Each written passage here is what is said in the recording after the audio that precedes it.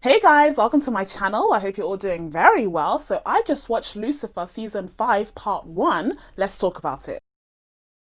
So I wasn't planning on doing a review for this series, but I figured because it is the final season of Lucifer and this show was famously saved by Netflix, I was very interested to see what Netflix would do with it, considering it has such a huge, or at least very enthusiastic fan base. And I myself discovered this show last year, I believe, and I had a fun time with it. I've always enjoyed the series. It can get a little bit repetitive, which we'll talk about later on in this review, but overall I do have a fun time with the series. And just in general, the series gives me good vibes. It's fun, it's an easy watch, and yes, it can be a bit cringy and cheesy at times, but the characters are just so likable overall that I keep coming back. And I am sad to see it go, but I do think it is the right time to call it quits before things get worse. Before we get into the review itself, just know this will contain spoilers for the first part of season 5 of Lucifer.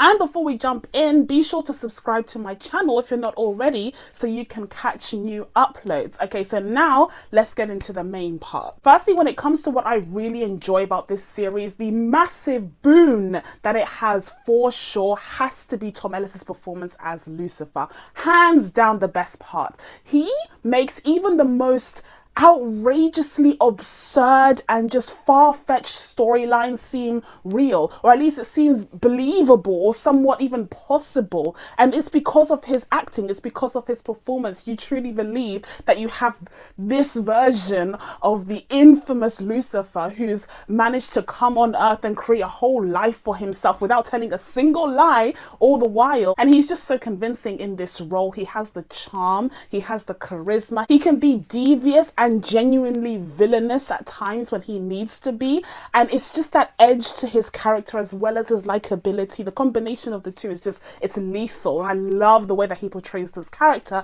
So again, even in the moments where the storyline is going all sorts of directions, I think he just helps sell it. And I think the way that the character radiates that charisma on screen is what keeps us coming back 100%. And in terms of the supporting characters, the one that I enjoy the most would have to be Mazikeen. I'll put the name of the actress who portrays her in the screen right now, but I very much enjoy the way that she portrays this character, and also the way that the character is written, because she has so much more nuance and interest surrounding her as opposed to the other characters on the show. So here we have a character who's just so full of pathos. She has a lot of abandonment issues, as we saw be explored this season, where she's talking to Linda about her relationship with her mother. And then we have that black and white film noir episode where we see the backstory surrounding her mother and her relationship with Lucifer back in the 1940s. And that gives us some insight into what her mother's mentality was when she left her children in hell to be demons and to have no souls. And then when it comes to Mazikeen, you also have a case of her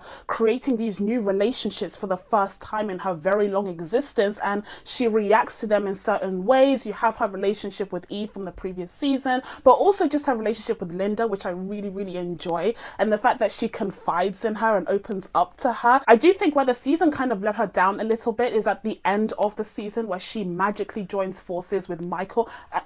We're going to talk about Michael. We are going to talk about my thoughts on Michael, but just in terms of Mazikeen, I wasn't the biggest fan of how she just automatically switched to Michael's side, despite the fact that everyone and their mother knows that he's a liar. He's a blatant liar. Why are we whatever? We'll talk about him in a second. And also going back to Mazikeen's relationship with Linda, I very much enjoyed the way that they created this parallel between Linda and her backstory of having this daughter that she had at the age of 17 and she let go of because she wasn't ready to be a mother, versus Mazikeen being abandoned by her mother. And through this storyline, she was able to get a kind of insight into her mother's perspective through Linda's decision and what she did in her past. But at the same time, she was also able to highlight the differences in both situations, because in the case of Linda, like, it's something that she felt like she had to do at that time. She just wasn't ready to be a mother. She was merely 17 years old, versus, you know, Mazikeen's mother Lilith, who very much, you know, had been around for thousands of years. She made that decision very intentionally in order to train her children to have no attachments to any other people and to just be loyal servants to Lucifer. When it comes to the character of Chloe, Charlie, or should I say the detective, I've always found her character to be quite bland and dull. Aside from the fact that she, works cases and she's very clever, and you see her process as she works through these murder investigations, and it's pretty interesting, but that's a formula that we've seen time and time again. Aside from that, I don't think there's much substance to the character throughout the seasons. I mean, if you look from season 1 to season 5 part 1, you see that there's not much development in this character. She's remained rather stagnant, and I think what elevates the character in terms of her likability and how memorable she is the portrayal of the character by the actress Lauren German. I think without her portrayal, she doesn't have the pizzazz. She's a bit more bland on paper, but she's brought to life by the actress. And on top of that, we of course have the will they, won't they storyline, which has been playing out throughout these seasons. And we finally get an answer to that question. Now, like I said, this is a cliche upon a cliche. We've seen this kind of plot line so many times before, but I will say, to the show's defense, they do it very well. The chemistry that they have between these two characters is vibrant. It's very effective, and so we do root for them. We do root for their relationship. But the problem with this type of plotline, and it's the problem that we see time and time again when it's explored, is that once the question is answered, almost immediately the audience loses interest. That is the issue. And in fact, the show even reflects on this by giving Lucifer that kind of issue himself. They raise the question of what if Lucifer was more interested in the chase for the detective and the chase for pursuing a relationship with her, as opposed to the actual relationship. Because when they're in the relationship, yes, they're very lovey-dovey and it's nice to see them in that dynamic, but it seems as though Lucifer has one foot in and the other out. It doesn't seem like he's fully invested, he's fully into this relationship. He constantly gets distracted by other things, including losing his mojo, which I despise. I despise their name for mojo. Come on, we could have done anything up. Mojo, oh, it just sounds so cringe. We'll talk about the cringe on this show later on. For the most part of the first half of the season, it seems to be what he's most interested in or invested in is whether or not he has his powers, how they're coming and going, how this relationship is affecting him. And I guess that's Chloe's point, is that he doesn't really seem invested in them and in their relationship, or even in her. He's not even able to say I love you to her, which that was awful. Yes, at the very end he was interrupted by Michael, and again we'll get to Michael in a second, but still he hesitated for way too long for that to fly by. So I'm interested to see what the implications of that was to their relationship, but already they were on rocky ground, and I don't think that would have helped. Next we have Amenadale. Now, I like the character of Amenadale. I think he's a great yin to Lucifer's yang, but in this season what we have in terms of character development for this character is that he's a dad. I don't know if you knew this, but he has a son called Charlie, who's half angel and half human. That's it. That's the whole character. Now, to be fair to the show, it does highlight this, and it does explore the idea of Amenadale realizing that his son is more mortal than he initially anticipated, and he doesn't have the celestial powers that he thought he would. And as a result, all of a sudden, all of this time that he thought he would have with his son is no longer there. It just disappears right in front of his eyes as he freezes time and realizes that his son is not immune to it. So that was a really cool moment where we got to explore some really profound thoughts going on in Amenadale's head as he realizes, the implications of his relationship with his son and how much time he has with him as a mortal being. Like, that was really interesting. If only we got more moments like that. If only we got more moments like that. If only that moment wasn't immediately interrupted by the presence of Michael. We will get to Michael in a second. Instead, we did get that interruption, and subsequently we got a fight sequence that ensued. But unfortunately, we weren't able to dive into that realization with any real depth in this half of the season. I hope in the second half of the season we will be revisiting that with real depth, and we'll get to that. We'll get to the depth part, but I definitely think that was a cool angle to his character, and it gave him something more than just I'm a dad now. I would have also liked to see him in hell. He spent a good moment in hell when Lucifer first left, and we never even got to see how he would handle being the leader in hell. But instead, he's a dad, which, yeah, fine, but what else? He was such a cool character before. fine. And actually, speaking of hell, I just remembered that a major plotline of season 4 was that Charlie was going to be kidnapped by these demons who wanted to use him as the next successor to Lucifer's reign. And so how would that have played out? Because it turns out that Charlie is mortal anyways, so he wouldn't have made a suitable leader for hell. I hope the show actually touches on that because it was such a huge storyline for the end of season 4. But yeah, that's a very interesting development there, because the whole point was that Charlie was supposed to be a celestial being and perhaps the successor of Lucifer, but it turns out that's just a dead end, I guess. Okay, so now let's get on to some of the aspects of the show that I really didn't like this season, or at least this first half of the season. Michael, a twin. A twin. Why? No, we don't need to do the twin thing. I hate the twin thing. I hate this trope. It is so cliche. It is so overdone. I'm tired. I'm so tired. Now, Tom Ellis, he tried to act the hell out of it, okay? They gave him an American accent. They gave him a Billie Eilish. They tried their best. They gave him a scar, like just the typical things that you would expect from a twin character to distinguish him from the other character. It was just so overdone, so cliche. I wasn't a fan of it whatsoever. And also in the first half of the show, like there was so much focus on him, but then the focus just kind of dropped and he disappeared for a little bit in the season. And then he kind of comes up again for the last episode just out of nowhere as a gotcha. And it's just kind of like, I forgot about you. We were having a fun time without you. Why are you back? Why are you back? And speaking of gotchas, to make things worse, this show committed a sin that I personally can't get over. Not only did they do the twin trope, which already, you're in my bad books for doing that, but then they combined it with the retroactive gotcha. Now, what I mean by this is a common trope that you see in films and TV shows where questions that literally no one asked before, are all of a sudden answered by this unknown entity or character that was previously just not present in the show or in the film. For example, here we have the case of Michael saying that he incepted into Lucifer's mind the idea that he should rebel against God in heaven, and that's what led to him falling and becoming the Lord of Hell.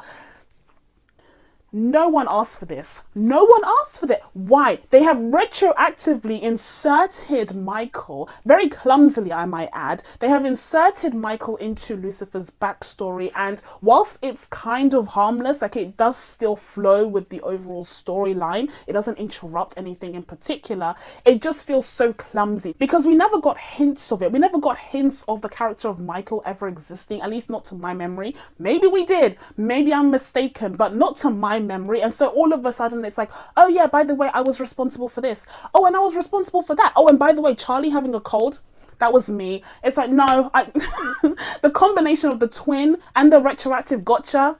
And that brings me to a larger issue that I have with this series overall, and it's the genre dissonance that it suffers from. Now here you have a series that is centered on the character of Lucifer. Now of course it's adapted from a comic book, a DC comic book series, but at the same time you're still expecting the edge, the sinisterness, you're still expecting violence, blood, gore, sin, and this show does that very well when it chooses to. But then at the same time it also introduces elements of a soap opera-esque TV show that kind of clashes with the edge that you would expect from a series that is surrounding the character of Lucifer. Now, I recently just started watching Hannibal, which, whoa, and I took a break from it because whoa.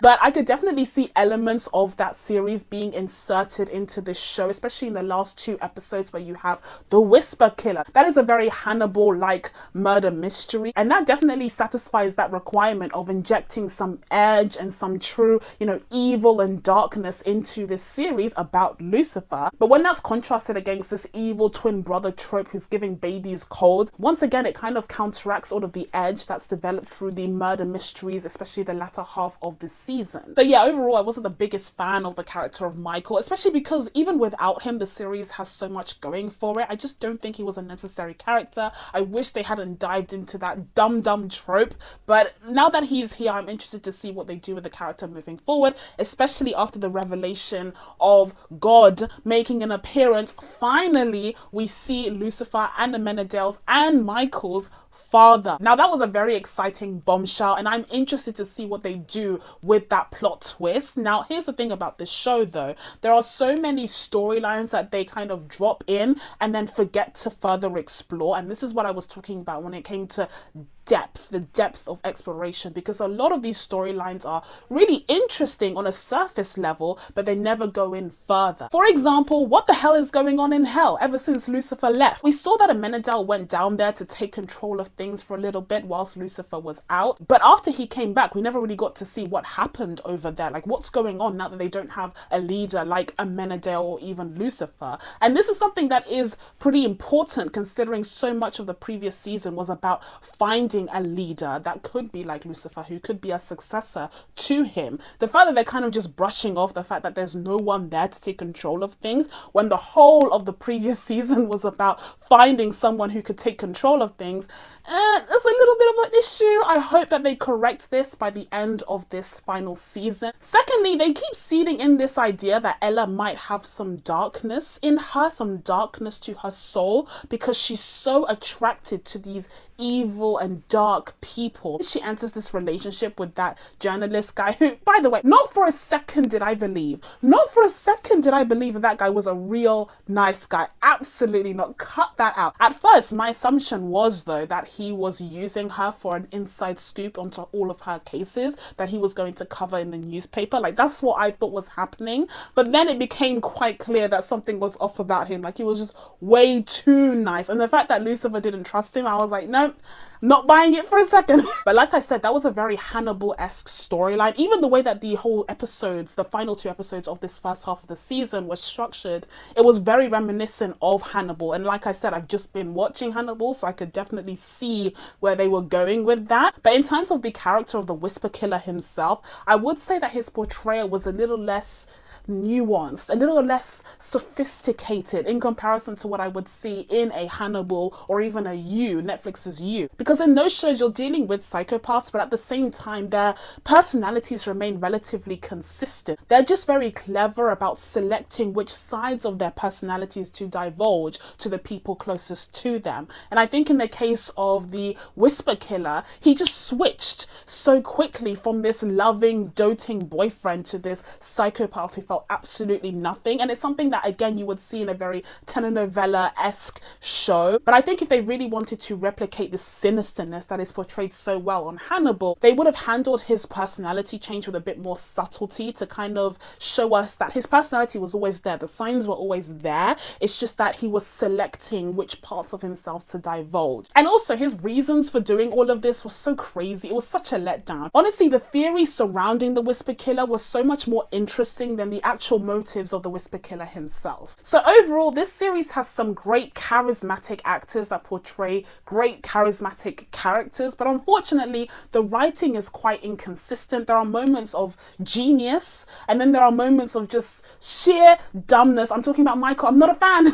But you guys might disagree. I'm very interested to hear your thoughts on this half of the season. I'm not going to be rating the whole season yet because we haven't gotten the whole season, but I'm very interested to see how the second half of this final season plays out and whether or not they actually do justice to the storylines that have been set up so far. So that's it from me. Now that I told you guys my thoughts on Lucifer season 5 part 1, it's time for you guys to let me know what you thought of this season down in the comments below. Please be sure to subscribe to catch new videos coming up. Thank you guys so much for watching. I really appreciate it, and I will see you in the next one. Bye.